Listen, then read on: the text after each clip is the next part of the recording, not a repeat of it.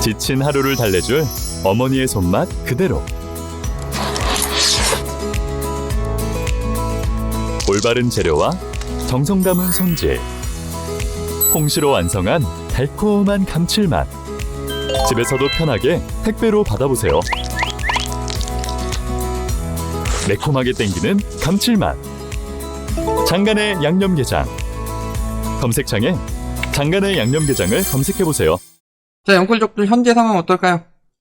과거에 영끌 힘들다 이런 이야기를 했더니 그런 기사들이 떴습니다. 영끌 힘들다는 거 다 구라다. 왜 다 구라냐?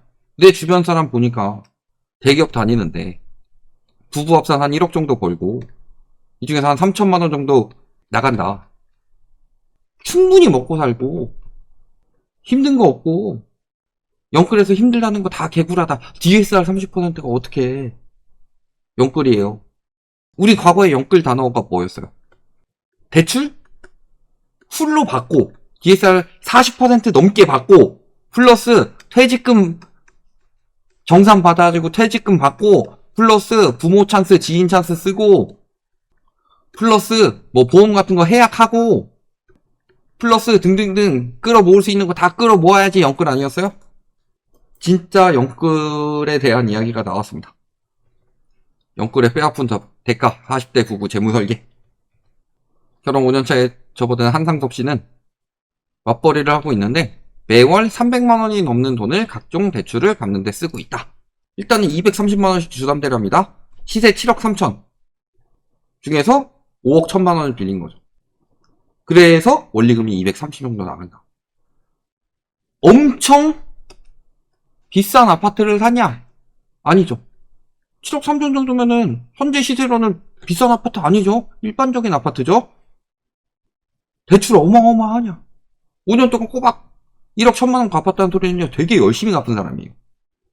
근데 보면은 주담대뿐만이 아니라 부모 찬스 쓰고 사내 대출 받고 이런 식으로 원리금이 이 정도가 나간다. 근데 원리금 285만 원이면 그렇게 많이 나가는 거예요? 제가 늘 말씀드리지만요, 5억이 적정가인 집을요 7억에 사게 되면요 요 2억은 기회비용이 날아가고 대출을 받았으면 그만큼 계속 원리금이 날아가는 거고 내 돈이 계속 묶여있는 거예요. 묶여있고 그만큼 생활의 질은 엄청나게 저하됩니다. 제가 늘 말씀드리는 게 실수요는 아무 때나 사라. 아니에요. 실수요야말로 저점일 때 사야 돼요.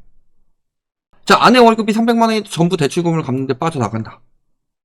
즉 남편도 동일하다고 봤을 때 DSR이 50% 정도밖에 안 된다는 소리죠. DSR 50%면요 상영끌도 아니다.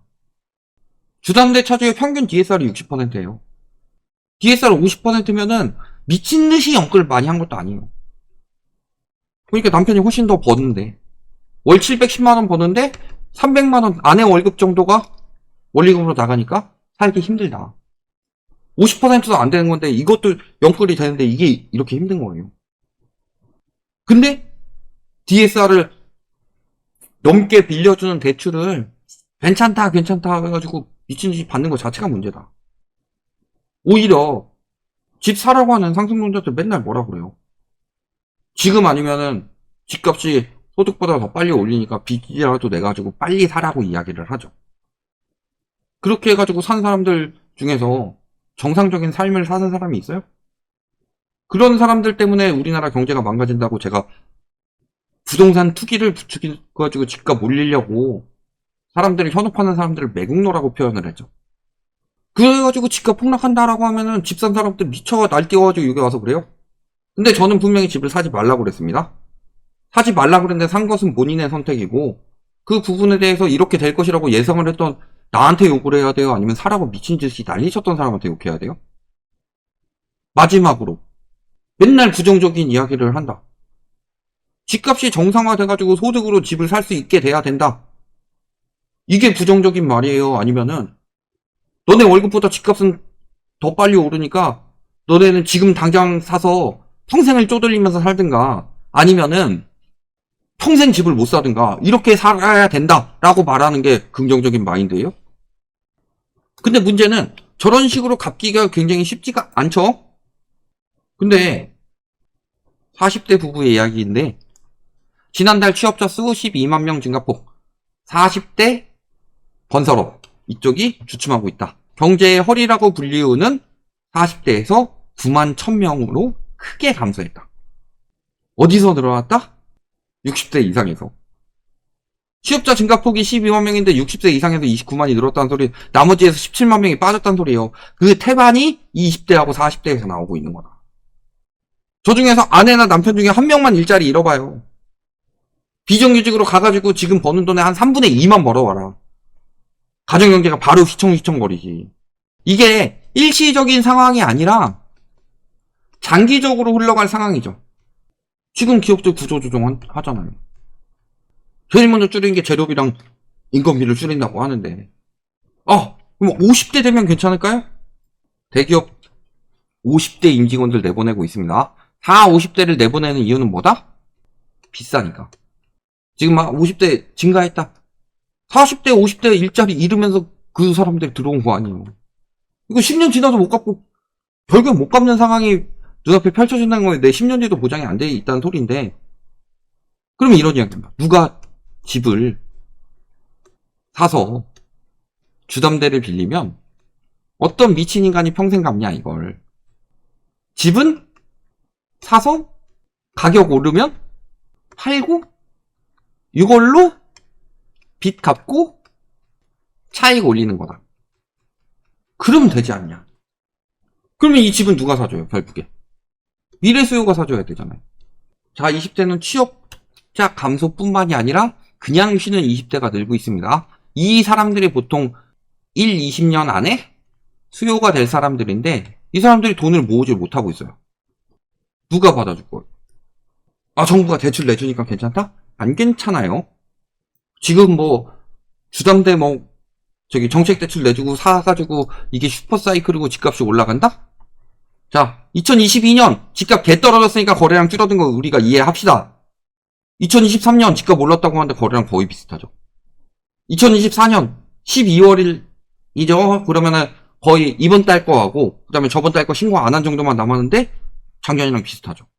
근데 평년 거래량 어느 정도 돼요? 100만? 120만? 안 나와도 80만? 100만? 110만? 못 나와도 73만? 이때는 진짜 저조할 때였는데 글로벌 금융이 터지고 집값 계속 떨어지던 시기에도 70만 건 나왔어요. 집값이 올랐다? 꽃값만 올라간 거예요. 팔리지가 않는데. 팔아야 수익이라고 그랬어요. 그래서 부동산 투자는 언제 해야 된다? 황금성이 좋을 때 해야 된다고 그랬어요. 황금성이 개떡락해가지고 반토막 났는데 집값 올라갔네 에헤라디야 나 돈 벌었다 이러고 있어요. 누가 사줘요? 팔기 전까지는 내 돈 된 거 아니에요? 늘 말씀드리지만요. 강원랜드에 내가 갔어요. 카지노에 갔어. 내가 한두 판 땄다고 해서 돈 번 거 아니에요? 그 돈을 따고서 내가 여기서 스탑하고서 안전하게 들고 나와야 버는 거지. 그래서 아파트를 판 돈을 받기 전까지는 아직도 그 돈은 판돈에 올라가 있다고 그랬죠. 근데 사는 사람이 없어요. 가격 안 내리려고 계속 버티고 있으니까 무슨 일이 벌어져요? 매물이 이렇게 되는 거다. 자, 간단하게 올해 거래량 다 합쳐봅시다. 지금 이거 다 합쳐도 5만 건입니다. 5만 4천 건. 지금 있는 매물 앞에서부터 순서대로 팔린다고 하더라도 2년 뒤에 팔린다는 소리예요. 근데 문제는 이 5만 4천 건이 거래될 동안 매물이 거의 9만 건에 달했죠. 9만 건 넘어갔다가 밑으로 살짝 떨어진 정도니까. 그러니까 계속 저렇게 거래가 되는데도 매물이 더 많이 나온다는 소리는 완전히 공급 과잉이라는 소리입니다. 내가 영끌한 것을 이악 물고 어느 정도 손절하지 않는 이상 팔 수가 없는 시기가 됐다. 왜? 돈을 벌기도 힘들죠. 아까도 말씀드렸지만 영끌한 사람들만 힘들어요? 돈 모으는 사람도 힘들어요. 대출 예전만큼 나와요? 내년엔 대출 더 안 나올 거예요. 예전에 은행에서 DSR 어떻게 지급했어요? 누구 20% 내주면 다른 사람들 60% 내줘가지고 은행 40% 맞추는 이런 형식으로 진행을 했었죠.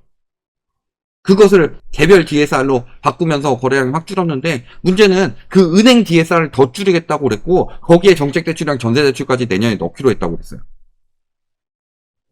한 10월 기사만 보더라도 이게 뭐 18년 만에 최대 뭐 이런 식으로 나와서 경매 신청 건수가 금융위기 수준 추세로 나올 가능성이 굉장히 높다고 그랬죠. 못 갚는 사람들이 늘어났는데 지금 유예해주고 있는 중인 거예요. 세입자한테 돈을 못 갚아가지고 나온 게 임차권 등기 명령이랑 대위 변제죠. 계속 늘어나고 있는데 문제가 아닌 것처럼 감싸주고 있는 거다. 못 갚는 사람들은 지금 어마어마하다. 그러면 집값 폭락하면 나라가 망해요? 아니요. 영끌했던 사람들만 망하는 거지. 그것도 집값이 10억에서 5억으로 떨어지면요. 빚만 남고 자산은 다 날아가고 그러냐. 10억에서 5억으로 떨어지는 동안 중간에 팔고서 빠져나간 사람들도 많잖아요. 그러면 진짜로 완전히 폭망하는 사람들이 그렇게까지 많을까요? 근데 손실 보기 싫으니까 집값 떨어지면 나라 망한다고 하지? 집값이 올라가서 나라가 망한 거예요. 제가 이렇게 표현을 했죠. 부동산 폭등은 빚을 내서 흥청망청 사는 것이고, 부동산 폭락은 빚을 갚으면서 그 대가를 치르는 것이다. 그러면은 빚을 내가지고 흥청망청 쓰는 사람이 미친 거예요? 아니면은 흥청망청 써가지고 빚이 쌓여가지고 그걸 갚는 사람이 미친 거예요? 흥청망청 쓸 때가 문제인 거다. 집값이 폭락해서 망하는 게 아니라 폭등해서 망하는 거다. 그런 상황이라서요. 영끌족들이요. 빠져나오기 굉장히 힘들어졌습니다. 고점에서 팔려고 하면 죽어요. 근데 문제는 21년 고점 찍은 거 따라가지도 못했어요. 2년 동안 정책대출을 그렇게 미친 듯이 풀었는데. 전세도 마찬가지고. 여기서 정책대출 빠지고 전세대출도 결국에 위험해져서 DSR 적용이 되든지 아니면은 집주인 DSR이 적용이 되든지 아니면 이자 DSR이라도 적용이 되면 어떻게 되겠냐. 영끌해서 버티면은 좋은 날이 올 거다.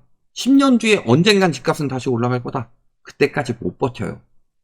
은행이 담보가치가 떨어지는 것을 그대로 두고 보지 않는다. 그래서 대출 회수가 들어올 것이라고 그랬고 이미 이금융권에서는 대출 회수도 시작이 됐다. 당장이라도 정리하고 살 길을 마련하느냐 아니면 안 되는 걸 희망으로 끝끝내 붙들고서 지옥으로 떨어지느냐. 이 상황만 남은 거예요. 그래서 제가 지금 떨어지지 말라고 경고하는데 지옥 같은 소리 하고 있네 라고 하면서 듣기 싫어하는 것일 뿐이고, 그런 미래를 바라지 않으니까.